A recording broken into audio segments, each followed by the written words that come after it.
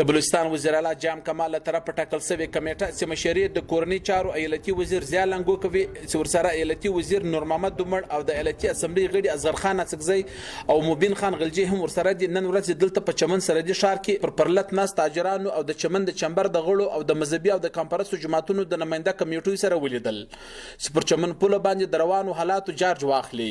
و دغه کمیټې ته په بیلابیلو ناستو کې د چمن دغه یاد شوي کمیټو وویل چې پر پل باندې د تجارت په مخ کې کوم مشکلات د تیر څلور میاشتو څخه د چمن پل د تجارت پر مخ باندې د وخت دوی پر نن شبینه ته محتاج شوي دي او بل طرف ته کوم احتجاج د تیر یوې میاشتې رئیس روان دي او حکومت د دوی جایز مطالبات منلو ته تیار نه دي. پر دغه مهال دا هم ورته وویل سو چې د کورونا عالمي وبا د مخنیوي لپاره حکومت پاکستان پل بند کړی ده خو بل طرف ته انساني قاچاق په لوی کچه سره دغه پل باندې روان دي چې په غټ غټو پیسو باندې انسانان د پل دواړو غاړو ته اړول کیږي. دغه ایالتي کمیټې د پرلط کښینونکو کمیټې سره د لیدو پس بیا د چمن د چمبر د غړو سره سیمشري انجنیر داروخان اڅکزی په خواني د بوپاکي چمبر اف کامرس صدر سره هم ولیدل چې دوی پر چمن پل باندې ورپېښ مشکلات ورپه ګوته کړل چې دا وخت تیر 12 ورځې راځي پر چمن پل باندې ناس پر لټ هغه تجارتي سرګرمیان هم درولې دي کوم چې حکومت پاکستان لرسه اجازه ورکړې و. دوی پر چمن پل باندې د پاکستاني چارواکو لخوا مشکلات هم ورپه ګوته کړل چې په دغه محل ایالتي کمیټې دغه ټول مشکلات او تجاویز په لیک ډول اخستلو پس د جمعیت په زلمان ډلې او د پښتونخوا ګوند احتجاجي کمیټې سره لیدو د لپاره روانه شول چې دوی سره خبرې وکړي